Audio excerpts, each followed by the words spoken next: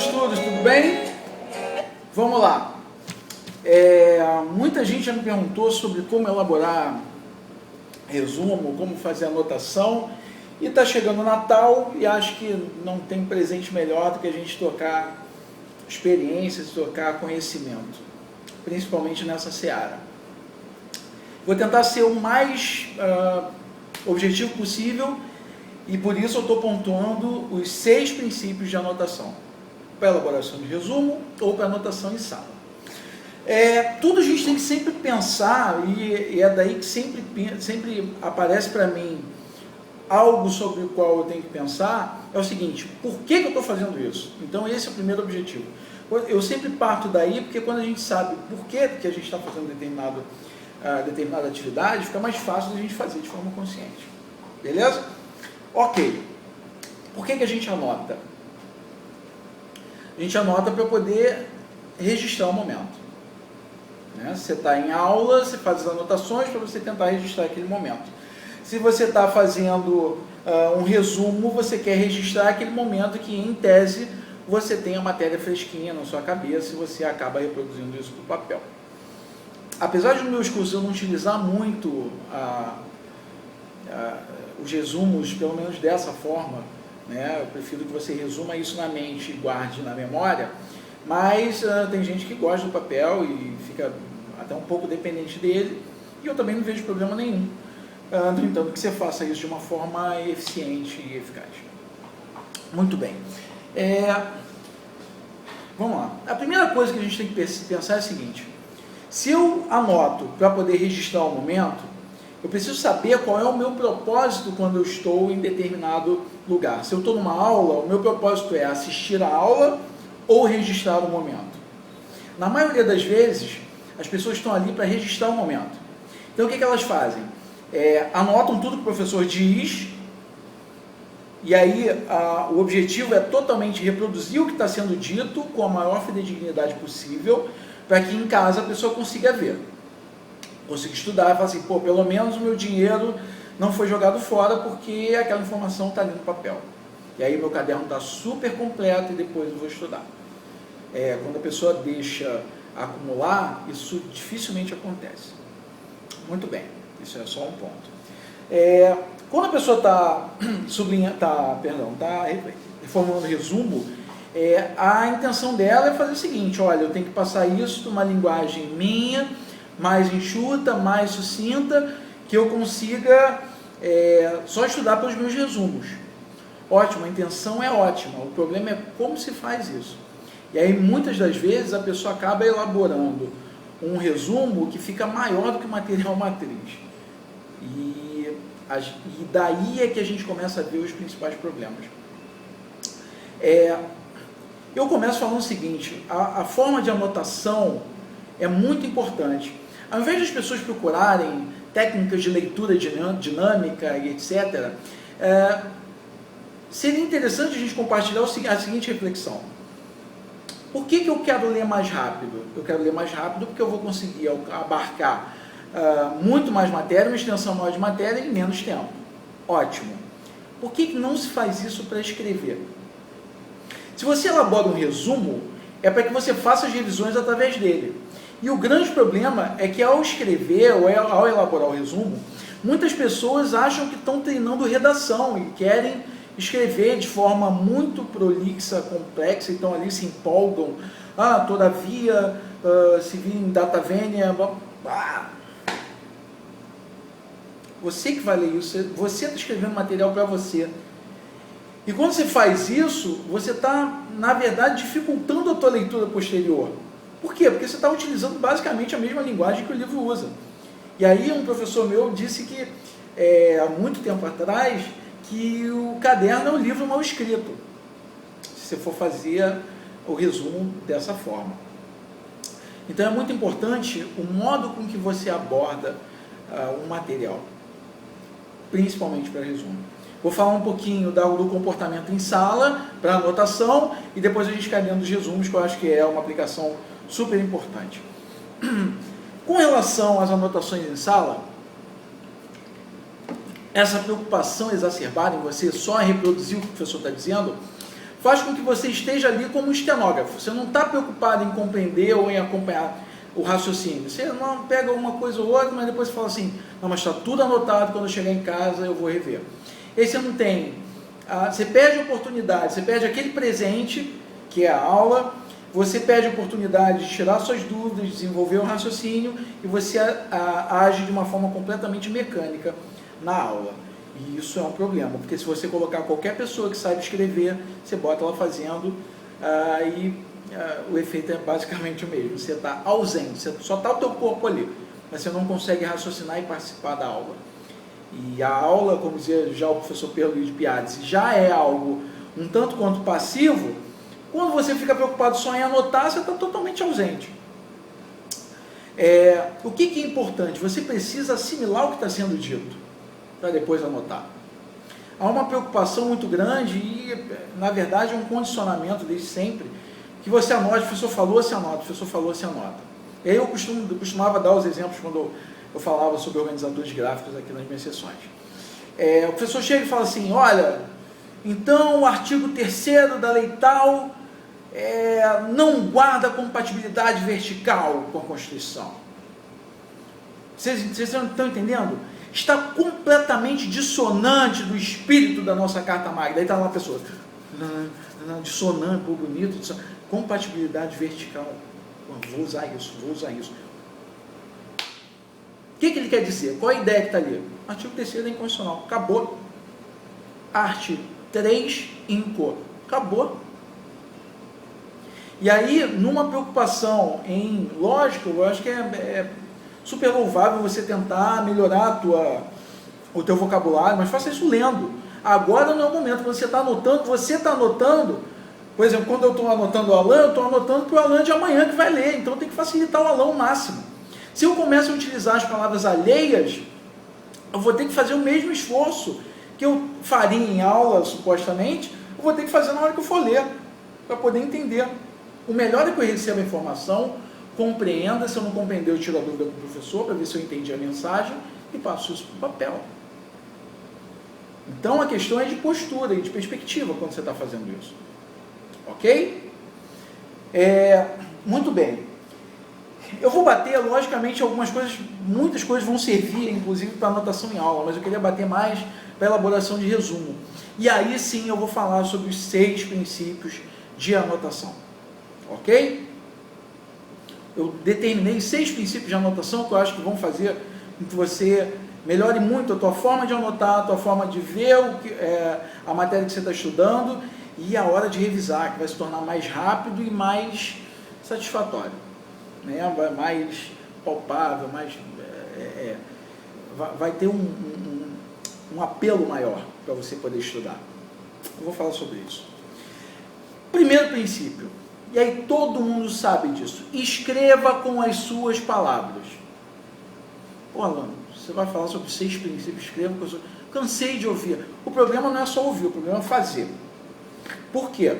Porque as pessoas que estão fazendo resumo, principalmente de livro, elas acham que escrever com suas palavras é mudar a ordem das palavras ou usar sinônimo. Na verdade, você está reproduzindo o que está ali e é normalíssimo você começar a fazer isso de uma forma mecânica. Você lê, passa. Aí lê, passa. Deixa eu mudar a ordem. Lê, passa. E quando você vai ver, está do mesmo tamanho ou até maior do que o material matriz. Não é resumo, é cópia e mal feita. Mas está com as mesmas palavras. Lógico, você está copiando aquilo e está alterando as palavras, os sentidos. Nossa, temos sinônimos, normal.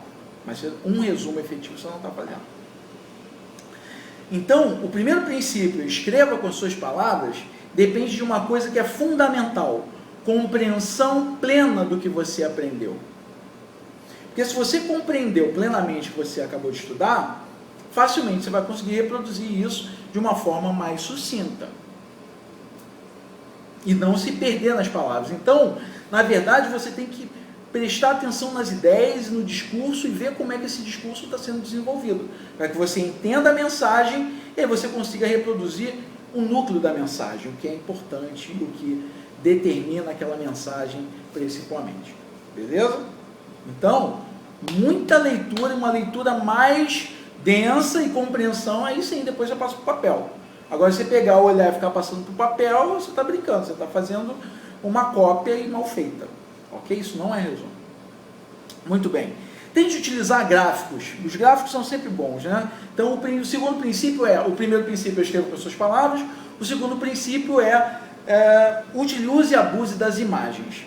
Tudo aquilo que é imagem, além de se tornar uma referência para você dentro do teu material de estudo, ele tem um apelo maior para a memória. Então, o tempo inteiro que você puder fazer esquemas, imagens, desenhos, etc., mais isso vai ser memorável para você. Eu tenho um exemplo que há muito tempo atrás, eu estudava pelo livro do professor Rogério Greco, de Direito Penal, e é curioso, porque tem uma tabela lá, show, que falando sobre conceito de crime, conceito analítico de crime, e tem a tabelinha ali, um fato típico, conduta, comissivo, omissivo, doloso, culpa. Aí você fala, pô, e aquela tabela, além de me dar uma supervisão do que era o conceito analítico de crime, ele também me servia de referência, porque eu sabia o que tinha da matéria depois da tabela e antes da tabela. Então, todo tipo de desenho acaba se tornando um referencial e uma visão, e te dá uma visão melhor do que você está estudando. Beleza? Ótimo. Terceiro princípio. Escreva em blocos de palavras. Como assim, Alan? Blocos de palavras? O que você prefere? Olha só o que é preferível. Você lê um livro de 50 páginas escrito normalmente, ou, por exemplo, história em quadrinhos, ou 50 páginas de história em quadrinhos, ou 50 páginas de um jornal, ou 50 páginas de uma revista. Por que isso? Se você perceber, está escrito em colunas, mas as colunas demonstram blocos de palavras. Os blocos de palavras fazem com que, e aí com ensinamentos da leitura dinâmica, você dê menos saltos de olho. Você vai olhar, olha 1, 2, pum, você já viu tudo. E aí fica mais rápido de você ler depois. Foi o que eu disse, quando você está anotando, você tem que pensar no Alan de amanhã, na pessoa de amanhã, você amanhã. Eu tenho que facilitar o Alan amanhã para ler, então eu vou escrever em blocos de palavras, que ele só dá uma olhada, já entrou, bom, já entrou, acabou. O apelo visual é maior e te chama muito mais a leitura, porque é uma leitura mais rápida e mais simples. Beleza? Mais uma linguagem telegráfica. Não utilize o teu resumo para ficar fazendo tratados e querendo gastar o teu português. É você conversando com você. Quanto mais tranquila for a linguagem entre você e você, mais rapidamente você vai ler. Eu, por exemplo, utilizo muito, eu me conheço, tá bem? Assim, eu me conheço. Então, o que eu faço? Eu utilizo muito, utilizo gíria, eu tenho que explicar para mim o que está acontecendo. Alan, escrito, Alan, dá uma sacada na matéria tal, que isso aqui é fundamental para você poder entender isso aqui. Sou eu falando comigo. Alan, se o presidente fizer assim, ok, se não fizer, babou. Babou e aí eu já sei quais são os efeitos. Babou, aí começa a mostrar os efeitos. Logicamente, eu tenho que obedecer a técnica. E quando a gente fala em direito, a precisão técnica, a precisão das palavras é fundamental. Mas as ideias elas podem ser expostas das formas mais simples. E como você está falando com você, ninguém vai ver o teu caderno. O grande problema é que a gente tem uma cultura de que o nosso caderno tem que ser bonitinho para ganhar a estrelinha da professora. Não! Ele tem que ser organizado? Tem. Mas o principal é que ele tem que falar diretamente com você de uma forma rápida, objetiva e que faça com que você realmente transite muito rapidamente no que você está lendo. E acabe de ler logo. Muita informação, poucas palavras, e para isso, linguagem telegráfica. O que é linguagem telegráfica, lá? Eu chamo de linguagem telegráfica, ou indígena, ou linguagem do gringo. Olha isso. Um gringo foi para sua casa, você não fala nada de inglês, e o gringo também não quer falar nada de inglês e quer gastar o português dele. Você tem uma amiga chamada Juliana. Ele já olhou a sua amiga Juliana, e aí ele fala para você assim: Alan, sair, beber. Juliana, beber. beber, beber, nós, beber, Juliana, bonita, nós, beber, Juliana, bonita. O que o cara quer fazer? O cara quer sair para beber, vai chamar a Juliana, ele achou a Juliana gata e vai... Olha o quanto de ideia está aí você falando 4 palavras. Então, a linguagem telegráfica são palavras que sejam palavras núcleo que te remetam ao conteúdo. Eu não gosto de estudar, não gosto de estudar. Acabou. Fulano de tal é contrário a tudo aquilo que foi dito acima. Fulano de tal, contrário, acima. Olha como é que eu reduzo. Para bom entendedor, meia palavra basta. Se você entendeu bem, você vai conseguir fazer com suas palavras, e se você entendeu bem, você vai conseguir colocar pequenas palavras no... Pense em ementa. As ementas são assim, né? Apelação, responsabilidade civil, estado, objetiva. Culpa exclusiva, vítima, queda, nexo causal. Conhecido, improvido. Eu falei tudo. Não tem... mas não fica bonitinho. Se você estiver preocupado em botar o teu caderno para mostrar para a professora, legal. O que eu estou te falando é como você guardar a informação de uma forma com poucas palavras, mas as ideias fervilhando. Para que as ideias fervilhem, você tem que ter entendido muito bem o que você leu. Símbolos. Comece a utilizar símbolos. Quanto mais símbolos você tiver, menos você vai ter que escrever. Por exemplo, princípio da legalidade. Princípio da... princípio para mim é uma cruz. Eu boto princípio leg. Eu já sei que é princípio da legalidade. Eu estou falando comigo. O que eu já entendo, eu boto pouca coisa. O que eu não entendo, só um momentinho. O que eu não entendo, eu não faço. Percebeu? Boto, escrevo um pouco mais. Muito bem. Eu tenho que ir rápido porque eu vou começar uma tutoria agora. Hierarquia. Fique muito ligado em termos de hierarquia. Conceito. Vem o conceito, classificação. Quais os elementos que eu tenho do conceito? Os elementos dizem respeito ao conceito. E assim por diante. Então, fique muito ligado com relação à hierarquia, que é importante. E então, a gente tem os 6 princípios. Princípio, escreva com as suas palavras. Utilize imagens, blocos de palavras, linguagem telegráfica, utilize símbolos e fique ligado na hierarquia. Beleza? Eu tenho certeza que isso vai te ajudar muito na hora das revisões, na hora das leituras posteriores. Ok? Qualquer problema, qualquer coisa, eu tenho os slides da aula que eu dava sobre organizadores gráficos, que está bem escrito, está bem fora do que eu faço normalmente. Está bem escrito, bem explicativo. Se você estiver interessado, me manda um e-mail, alan.magalhães@gmail.com. Se você tiver meu Facebook, eu te mando pelo Facebook direto. Tá bom? Beleza? Bom dia, vamos trabalhar e os...